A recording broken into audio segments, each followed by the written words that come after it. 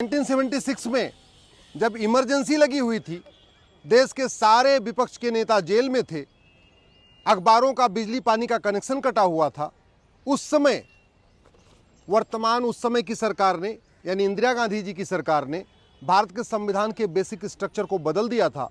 Preamble में 2 शब्द जोड़ दिया था, सोशलिस्ट और सेकुलर। उसी को हमने सुप्रीम कोर्ट में चैलेंज किया हुआ है। आज इस पे सुनवाई हुई है। हमने पूरा इसका डिटेल ब्यौरा दिया है कि क्यों ज़रूरी है भारत के संविधान के प्रियम्बल से सोशलिस्ट और सेकुलर शब्द को निकालना।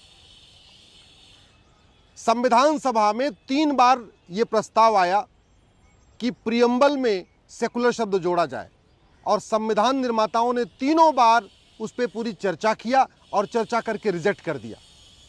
जो पहली बार प्रियम्बल पे चर्चा हुई है वो 8 अगस्त 1946 को हुई है, जबकि संविधान सभा बनी नहीं थी, उसके पहले ही एक प्रस्ताव बन गया था। 9 दिसंबर 1946 को संविधान सभा की पहली बैठक होती है।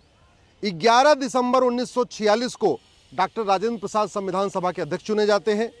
उसके बाद 13 दिसंबर, 14 दिसंबर, 15 दिसंबर, 16 दिसंबर, 17, 18 और 19 दिसंबर लगातार 1 सप्ताह प्रियम्बल के ऊपर चर्चा होती है भारत के संसद में। फिर दोबारा फिर से कंक्लूड नहीं हो पाता, कोई फाइनल डिसीजन नहीं हो पाता है।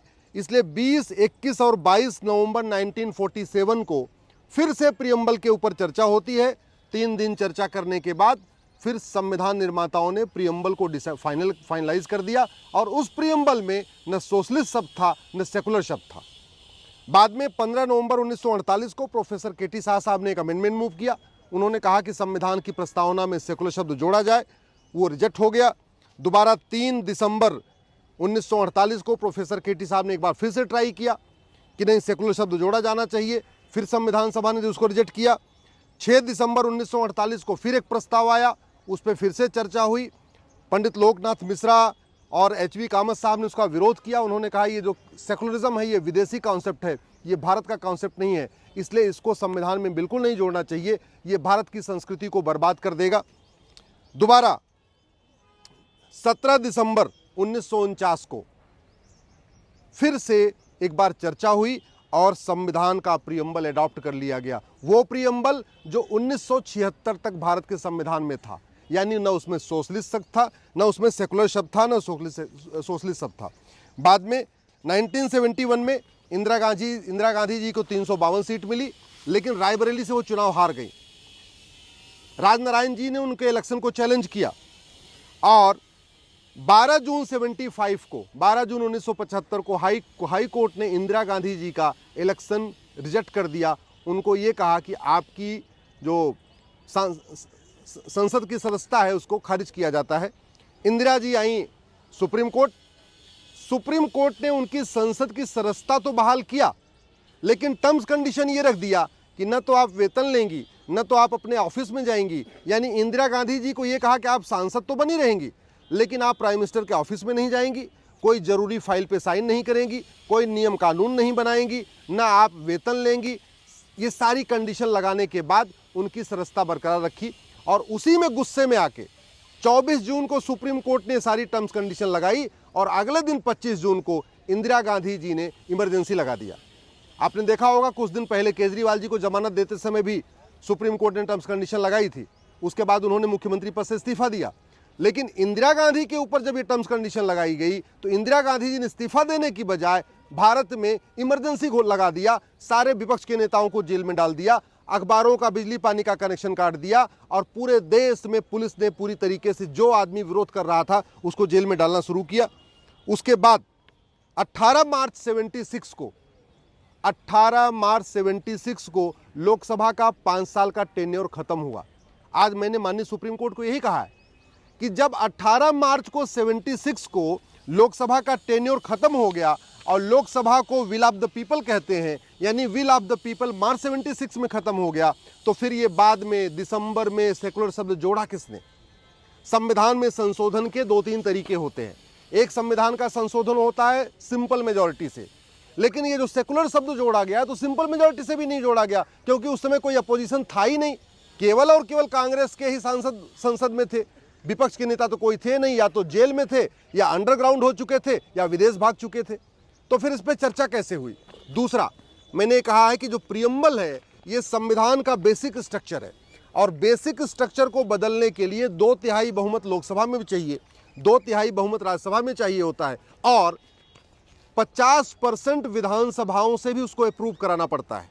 जैसे जब जीएसटी का अमेंडमेंट आया तो जीएसटी के अमेंडमेंट में 2/3 बहुमत राज्यसभा में पास किया, 2/3 बहुमत से लोकसभा में पास किया और भारत के 50% राज्यों ने भी उसको पास किया।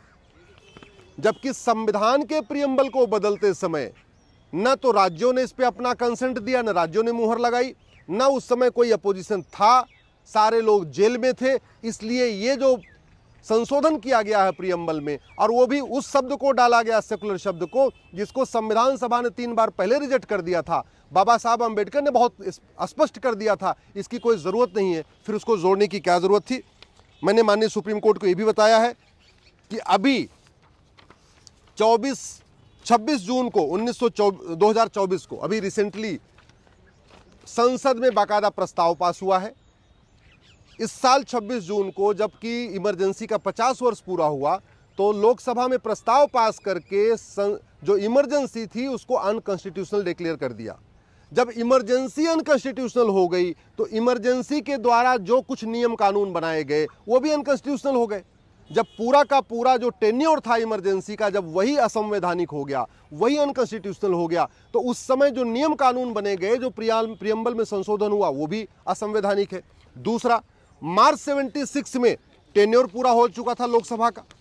मार्च 76 में लोकसभा का 5 साल का टेन्योर पूरा हो गया और ये जो प्रस्ताव आया ये तो 2 नवंबर 1976 को आया।